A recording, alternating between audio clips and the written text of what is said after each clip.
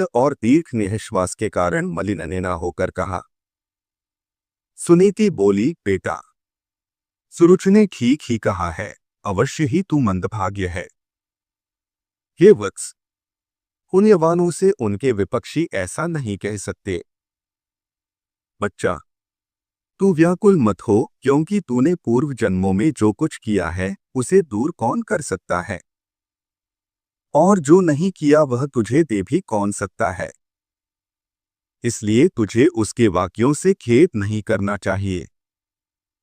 हे वत्स, जिसका पुण्य होता है उसी को राजासन, राजछत्र तथा उत्तम उत्तम घोड़े और हाथी आदि मिलते हैं, ऐसा जानकर तू शांत हो जा।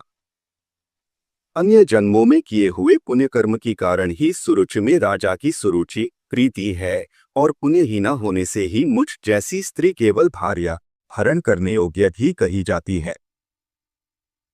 उसी प्रकार उसका पुत्र उत्तम भी बड़ा पुण्यपुण्य संपन्न है, और मेरा पुत्र तू ध्रुव मेरे समान ही अल्प पुण्यवान है।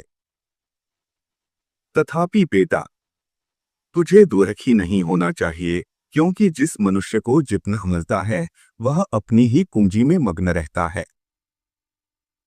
और यदि सुरुचि के वाक्यों से तुझे अत्यंत दुख ही हुआ है तो सर्व फलदायक पुण्य के संग्रह करने का प्रयत्न कर। तो सुशील, पुण्यात्मा, प्रेमी और समस्त प्राणियों का हितैषी बन, क्योंकि जैसे नीची भूमि की ओर ढलकता हुआ जल अपने आप ही पात्र में आ जाता है, वैसे ही सत्पात्र मनुष्य के पास स्वतः ही समस्त संपत्तियां आ जाती हैं। ध्रुव बोला, माताजी, तुमने मेरे चित्त को शांत करने के लिए जो वचन कहे हैं वे दुर्वाक्यों से बिंधे हुए मेरे हृदय में तनिक भी नहीं ठहरते। इसलिए मैं तो अब वही प्रयत्न करूंगा जिससे संपूर्ण लोगों से आदरणीय सर्वश्रेष्ठ पद को प्राप्त कर सकूं। राजा की प्रेसी तो अवश्य सुरुचि ही है, और मैंने उसके उदर से जन्म भी नहीं लिया है। तथापि हे माता, अपने गर्भ में पढ़े हुए मेरा प्रभाव भी तुम देखना। उत्तम, जिसको उसने अपने गर्भ में धारण किया है, मेरा भाई ही है। पिता का दिया हुआ राजासन वही प्राप्त करे।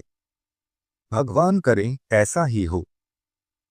माताजी, मैं किसी दूसरे के दिए हुए पद का इच्छुक नहीं हूँ। मैं तो अपने पुरुषार्थ से ही उस पद को इच्छा करता हूँ जिसको पिताजी ने भी नहीं प्राप्त किया है। श्री पराशर जी बोले, माता से इस प्रकार कह ध्रुव उसके महल से निकल पड़ा और फिर नगर से बाहर आकर बाहरी उपवन में पहुंचा। वहां ध्रुव ने पहले से ही आए